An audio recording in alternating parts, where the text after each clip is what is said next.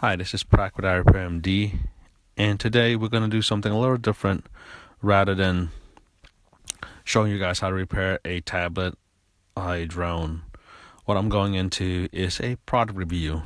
It's a special product, something that I've been wanting to do a review on, and it would be the Tesla reveal a few days ago by Elon Musk, the CEO.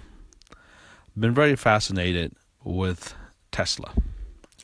Tesla is a car company in Silicon Valley, if you don't know, and they've attempting to do something that's never been done before. And so far, they have been proving a lot of critics wrong. And I've been looking at the Model S for a few months, and actually got to the point where I actually put down a down payment and reserved it. But thank God the Model 3 came in time before I actually completed my design.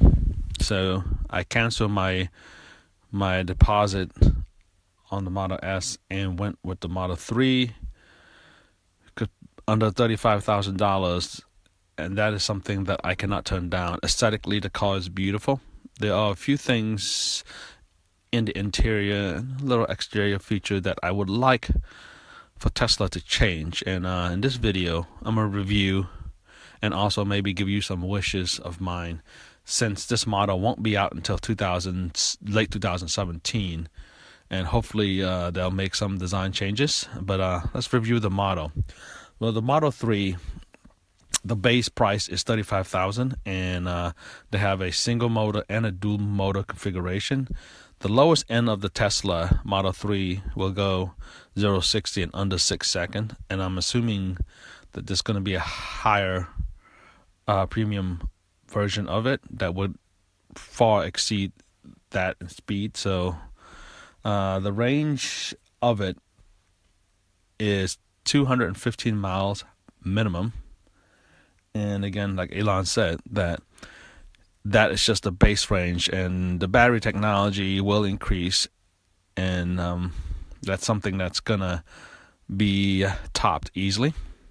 Autopilot comes standard, and I find this to be very, very great, because autopilot is the next step in cruise control and autonomous vehicle driving. I've went to the Tyson's Corner store and actually demoed the autopilot. I was really impressed, but it looks like they're holding back a few things. This thing is capable of doing a whole lot more, and I'm hoping that by the time my order or my car comes in 2000 or late 2017, that autopilot will be in fully function, no autonomous, auto. It seats 5 comfortably. By how they achieve that is by moving the cabin forward. So if you are the driver, or the front passenger, you're going to find yourself closer to the road, and there's more leg room for the rear passenger. There's 2 glass panels. The front glass panel from the windshield meets the rear glass panel right in the middle. So you have a continuous glass panel.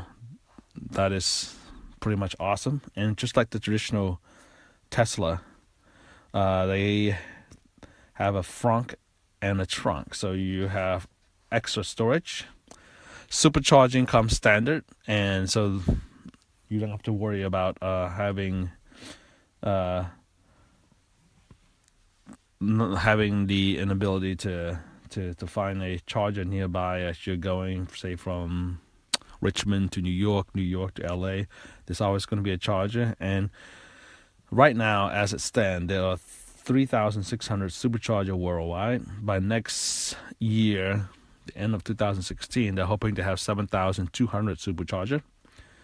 The reason why Tesla can promise such a low price range on this car is their factory in Fremont, formerly owned by Toyota and Ford.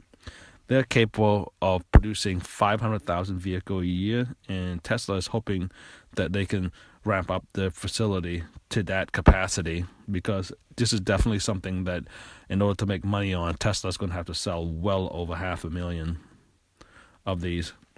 And so far, as I'm checking the figures today, and it is April the 2nd, Tesla already exceeded about close to 200,000 pre-orders. So this is definitely, they got the demand for it and see if they can deliver it. And the only way, in my opinion, that Tesla is able to do that is for them to get the Gigafactory up and running.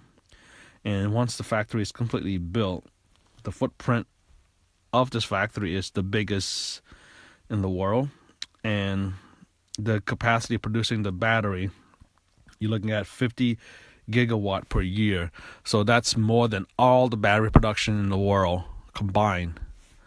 If they can get this achieved, they can definitely produce a game changer here and probably get the big three automaker to realize. And if you notice, there's a Powerwall product that Tesla pushed out, and that is something that is going to be, like, as a customer of the Gigafactory, not only will it just be the car alone.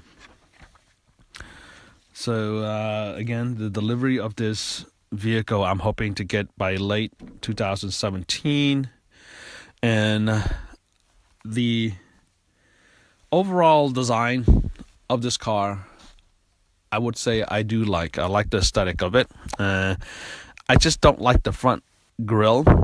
I guess in order for us to think it's an electric vehicle, you gotta have to close out the grille so there's no air going through. But you can see this here. I think you have a lithium-ion battery that is producing a lot of heat. So why not use the grill, maybe open it up like this, and then allow airflow to go down and cool the battery. And that also, when the airflow goes down, it actually probably create additional downforce that helps the traction control of the battery.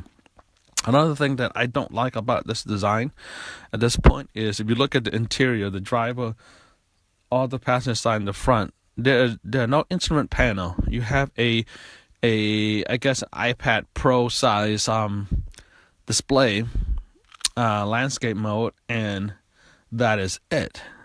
And that scares me because I do a lot of LCD and tablet repair in my shop, and I would not trust my iPad to run my car. There will be issues if there's humidity.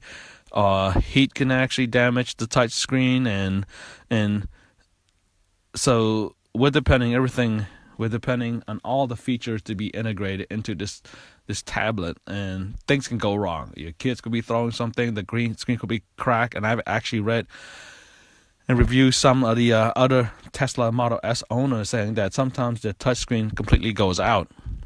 So if Tesla can maybe create a secondary system, at least an instrument panel, and volume control, possibly a window control maybe on the side, some actual functional button. So for the time that if this touch panel is too